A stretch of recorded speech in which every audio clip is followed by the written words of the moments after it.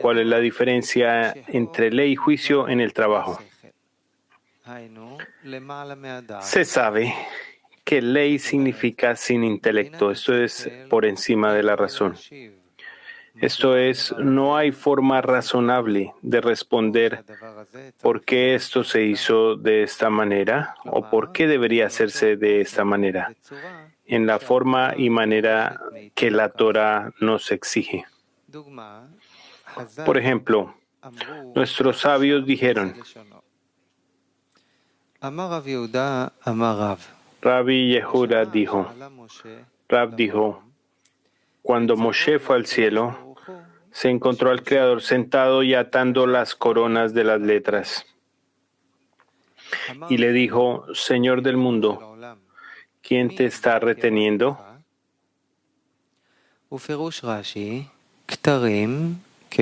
Rashi interpreta que las coronas son como las etiquetas o marcas de un libro de Torah. Quien te está reteniendo se refiere a lo que tú escribiste, que tú debes agregar coronas o etiquetas a ellas.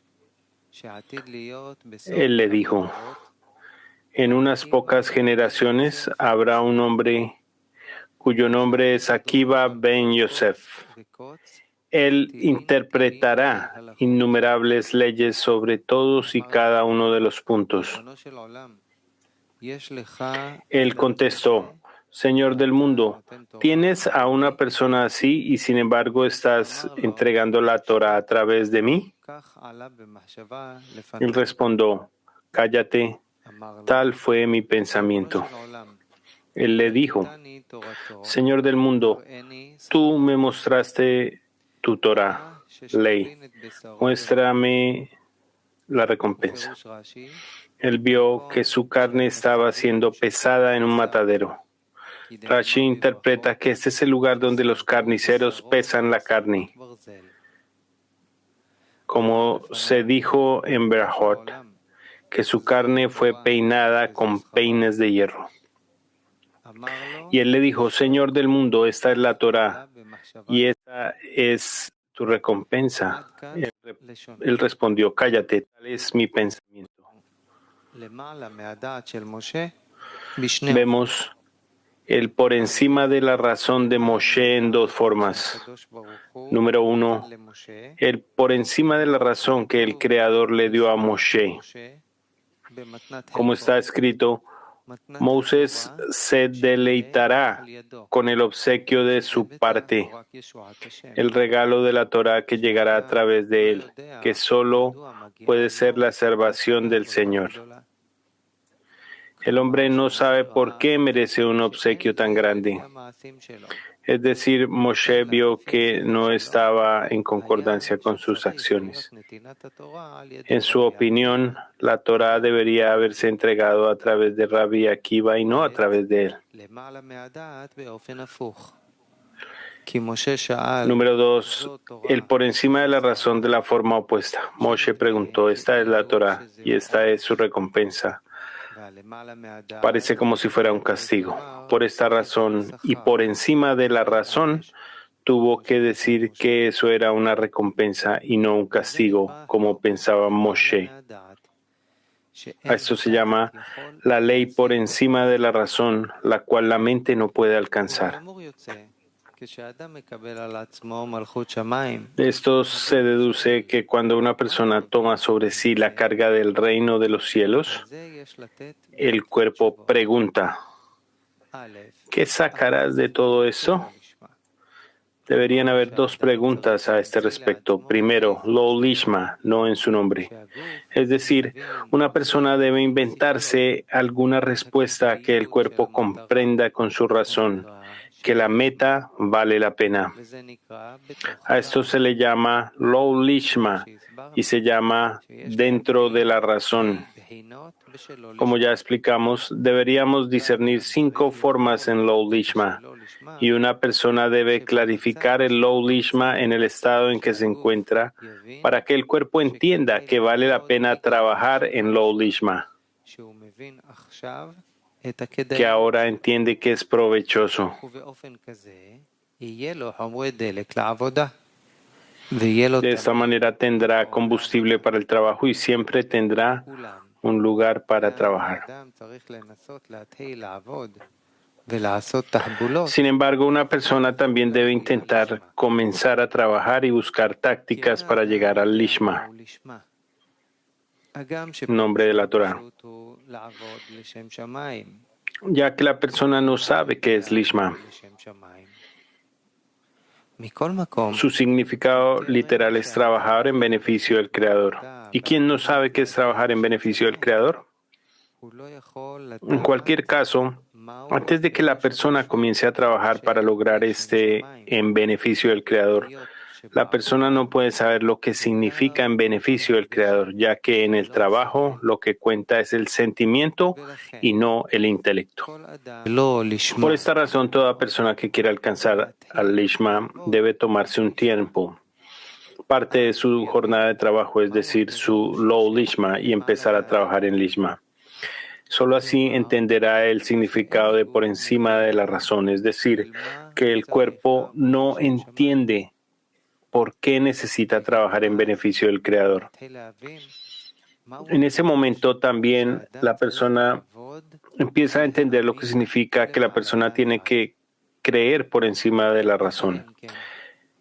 En cambio, en la Lishma no es tan difícil creer en el Creador, ya que el cuerpo entiende que vale la pena observar la Torah y las Misbot, y como está escrito, que hay 5 formas de Low Lishma, y cuando el cuerpo encuentra algo por lo que vale la pena observar la Torah y las Misbot, preceptos, se considera que trabaja dentro de la razón. Dado que el cuerpo comprende dentro de la razón que el asunto merece la pena, que ganará más al ser secular, es decir, que su cuerpo disfrutará más que una persona que no observa la Torah y las Misbot.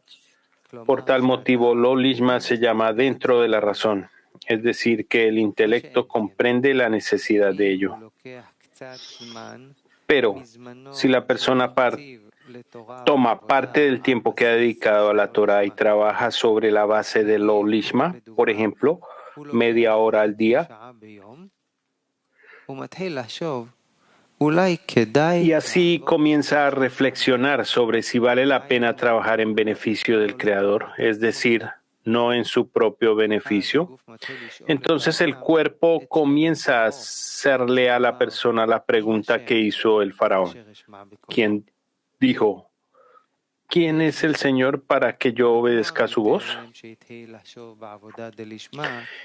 Así uno debería preguntar, ¿cómo es que antes de que empezara a pensar en trabajar Lishma, tenía suficiente fe en el Creador y el cuerpo no hacía estas preguntas, mientras que ahora, cuando solamente pienso en recorrer el camino del otorgamiento, el cuerpo empieza a hacer tales preguntas? La respuesta es que vemos que cuando uno trabaja para un patrón, tiene que tener en cuenta quién es el patrón y qué salario le paga. No obstante, aunque desea conocer al patrón, no es relevante. Es decir, aunque no vea al patrón, si tiene confianza en la recompensa, la persona acepta trabajar. Es más, incluso si se le dice que nunca verá al patrón, no importa. Sin embargo, lo que importa es el salario, la recompensa.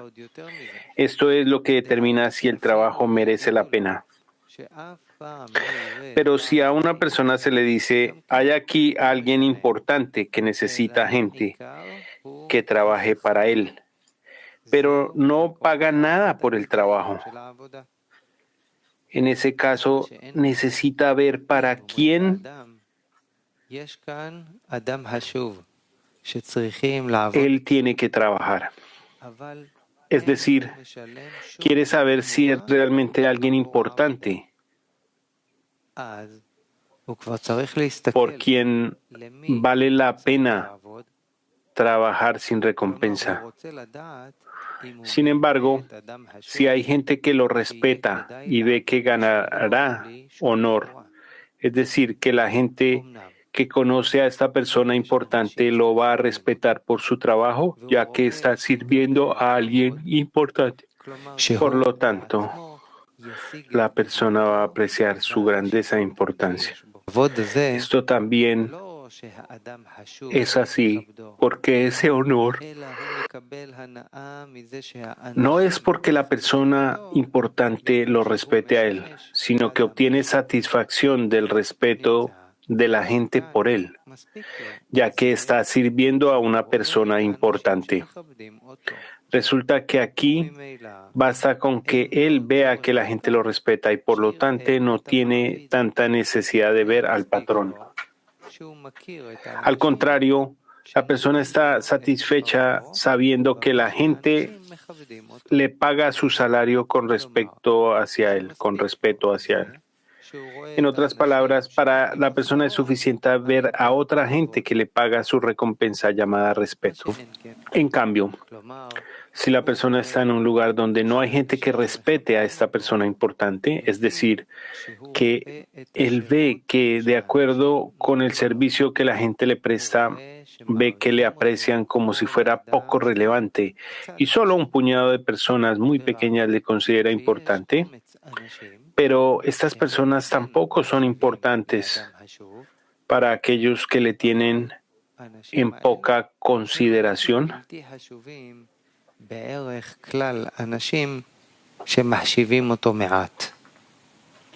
En ese estado, la persona se enfrenta a un dilema. ¿Vale la pena escuchar a aquellos que no son valorados entre la gente respetable?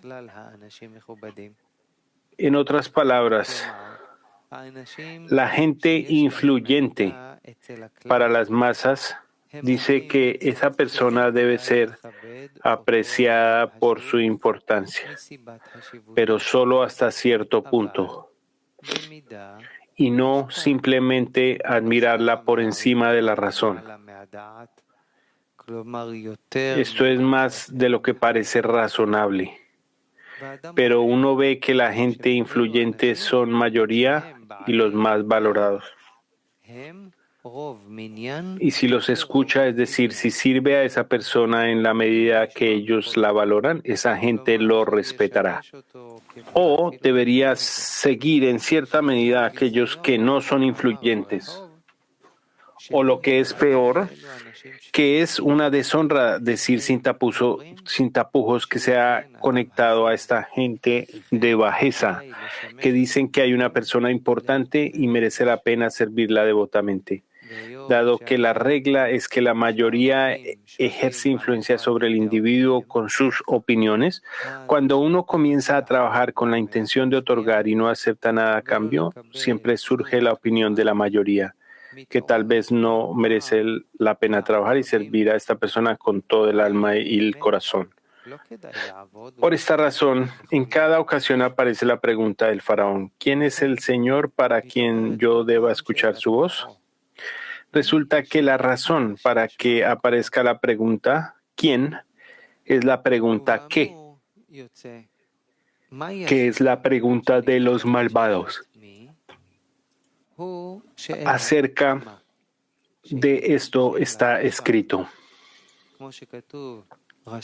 un malvado, ¿qué es lo que dice? ¿Qué es este trabajo para ti? Es decir, cuando una persona desea ir en contra del colectivo, que dice que debe conformarse con el trabajo en lo lishma, porque el lishma es para aquellos que pueden ir por encima de la razón, y nosotros, el colectivo de Israel, nos conformamos con poder observar la Torah en Mitzvot con la intención de beneficiarnos a nosotros mismos. Hacerlo todo con la intención de beneficiar al Creador no es un asunto para nosotros.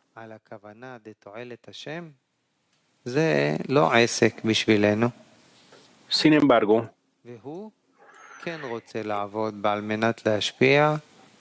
él realmente quiere trabajar con la intención de otorgar y no recibir en lo absoluto. En este momento el cuerpo pregunta: ¿quién es el Señor? Es decir, ¿está seguro de que el Creador es tan importante como para que valga la pena trabajar por él? En otras palabras, trabajar buscando honor, es decir, trabajar para llegar a ser respetado, no es el caso aquí, porque las masas no lo apreciarán por su trabajo con la intención de otorgar. Al contrario, lo denigran y dicen de él que es un necio. Por esta razón, la persona debe determinar por sí sola la importancia del Creador. Y aquí es donde empiezan los ascensos y descensos en el hombre. Esos dos, el quién y el qué, vienen juntos y le hacen preguntas y uno no siempre puede superarlos.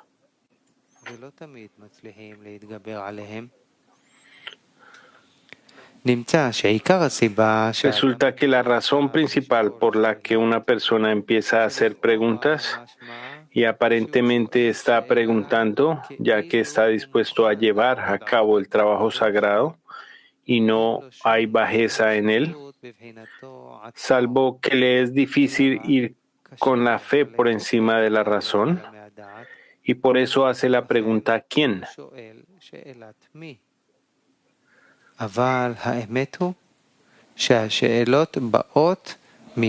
Pero lo cierto es que las preguntas surgen de la bajeza del hombre, pues está inmerso en el amor propio y no puede superar su amor propio.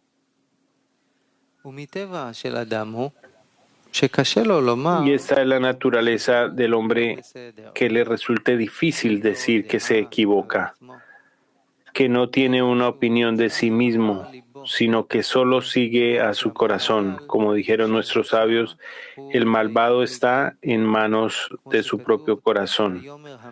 Como está escrito, y Amán dijo en su corazón.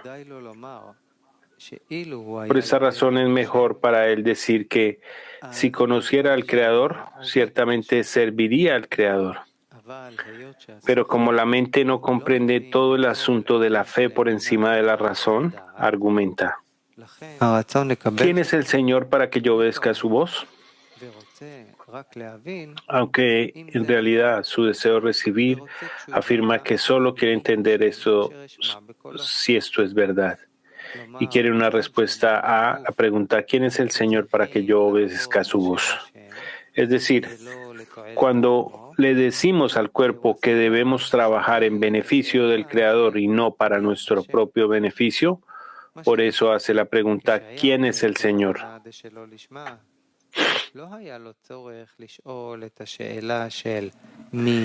Pero cuando él trabaja o la persona trabaja con la intención lo lishma, no necesita hacer la pregunta ¿quién es el Señor?, ya que el trabajo en lo lishma está dentro de la razón.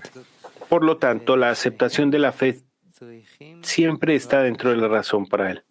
Es decir, tanto la mente como el corazón se construyen por encima de la razón y ambos necesitan de la ayuda del Creador para ser recompensados con mente y corazón. Resulta que ley significa que está por encima de la razón y la intención pertenece a la fe. Y la fe por encima de la razón se convierte en Israel. En cambio, antes de ser recompensado con la fe por encima de la razón, solo se le considera como inanimado, sagrado, llamado polvo. Es decir, que todavía en la espiritualidad que alcanza siente un sabor a polvo. A esto se le llama Shejinah, divinidad en el polvo. Esto es así en cuanto no acepte la fe por encima de la razón. Esto es como dijimos anteriormente, que debemos pedir al Creador que nos dé la fuerza para poder ir por encima de la razón y no quedarnos como esclavos de nuestra razón. En cambio, la Torah es llamada juicio, que está específicamente dentro de la razón. En otras palabras, es necesario entender la Torah, llamada los nombres del Creador. Sin embargo, es imposible alcanzar la Torah llamada dentro de la razón, antes de que se le recompense con Israel. Como está escrito, Rabbi Ami dijo, uno no entrega las palabras de la Torá a los idólatras.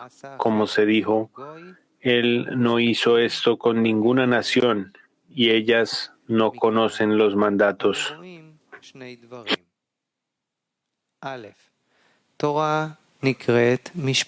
Esto podemos ver dos aspectos. Uno, la Torá se llama juicio, como está escrito, y no conocen los mandatos.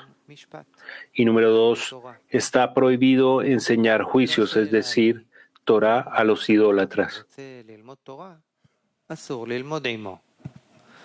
La pregunta es, ¿por qué está prohibido enseñar la Torá a un idólatra si éste desea aprender? Es lógico pensar que debería ser al revés. Al aprender habría una santificación del Creador. Es decir, incluso el idólatra reconocerá la importancia de la Torá. Entonces, ¿por qué la prohibición?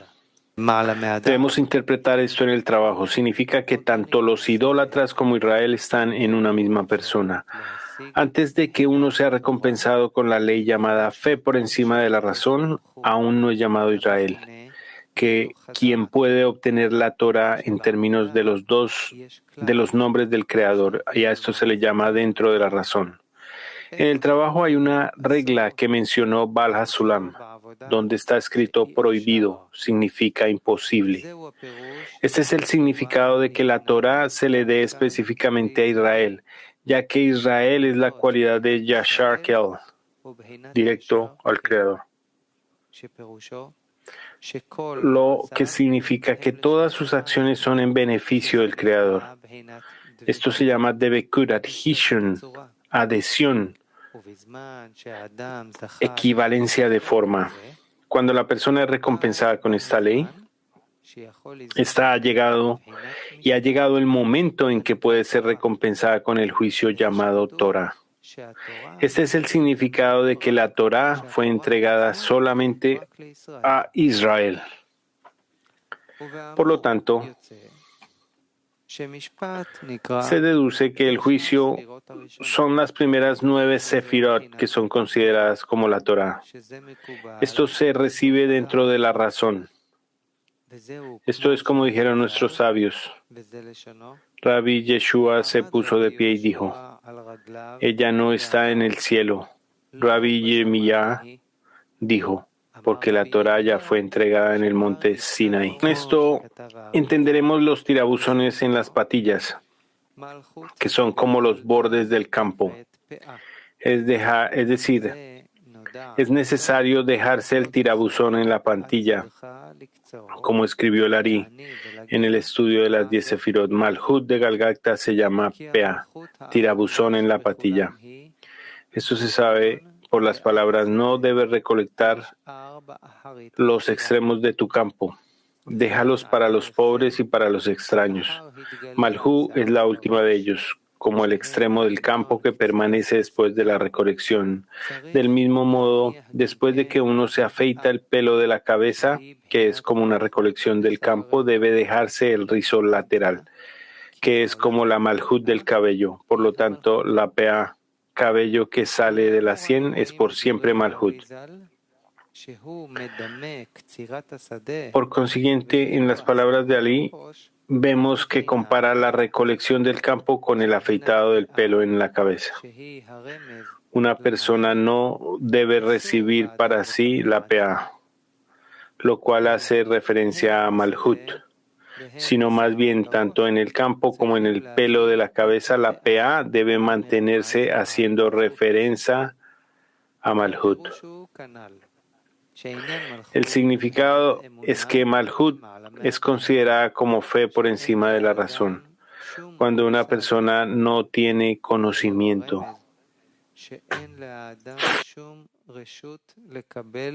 Esto sugiere que una persona no tiene permiso para recibir en su razón, sino que debe dejar esto al Creador.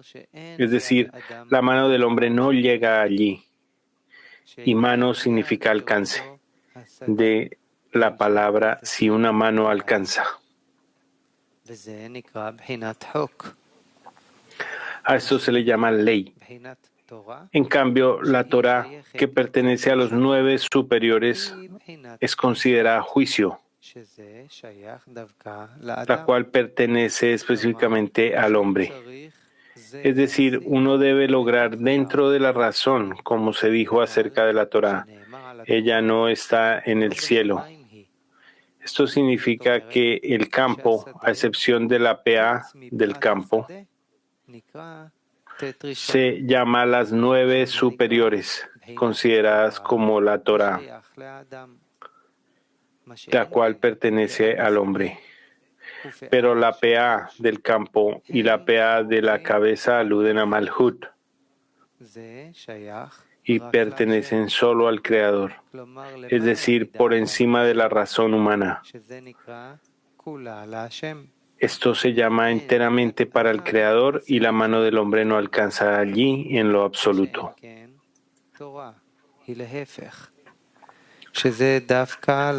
La Torá es todo lo contrario, pertenece específicamente a las personas, a aceptarla dentro de la razón. Esta es la diferencia entre Torá y Mitzvah, precepto. Porque como Mitzvah no nos da el gusto de las Mitzvot. Más bien aceptamos las Mitzvot inexplicablemente, sino como una constitución. Pero la Torá, dijeron nuestros sabios, lleva el nombre del hombre. Es decir, la Torá pertenece al hombre. La pregunta es que una vez está escrito, él desea la Torá del Señor. Y otra vez está escrito, él contemplará su Torá día y noche. Ellos interpretan, primero se llama la Torá del Señor. Y una vez que la ha aprendido y la ha internalizado, es llamada su Torá. Por eso Rabá dijo, la Torá no es suya, porque está escrito y él contemplará su Torá día y noche. Vemos que la Torá lleva el nombre del hombre, es decir, debe venir dentro de la razón. Esto se llama juicio, lo contrario de la ley, lo cual es la fe. Sin embargo, esta obra de fe, que es considerada como Zedaká, caridad, y no como Torá, debe ser con alegría, como está escrito, sirve al Señor con alegría. En otras palabras, aquel que asume el yugo del reino de los cielos debe estar con alegría y no debe mirar la naturaleza humana, la cual es difícil para ir en contra del intelecto y que en cambio quiere entender y saber lo que quiere. Y dado que una persona no puede asumir inmediatamente este trabajo de aceptar la fe por encima de la razón, para que le dé alegría, debemos comenzar este trabajo de forma coercitiva, incluso si su cuerpo no está de acuerdo. A esto se le considera como que la persona tiene que asumir sobre sí el yugo del reino de los cielos como un buey para el yugo y como un burro para su carga. Sin embargo, uno debe saber que tiene que alcanzar el grado de alegría al asumir el reino de los cielos. Esto es como decimos después de leer Shema Israel, escucha, oh Israel. Y amarás al Señor. Esto significa que aunque el hombre comience coercitivamente, este debe llegar a un estado de alegría y entonces no sentirá como un buey para el yugo que siempre quiere deshacerse de la carga porque no puede soportarla. Al contrario, cuando la persona esté alegre por esto, ya no podemos decir que lo considera una carga. Ahora, podemos interpretar el significado de la vaca roja en la que no se ha colocado ninguna carga, porque una vaca roja se llama rey, lo cual es Malhut, y está escrito, sobre la cual no se ha colocado ninguna carga. Una carga significa que aún no está con alegría y que aún no puede observar. Y amarás al Señor, tu Dios, con todo tu corazón y con toda tu alma.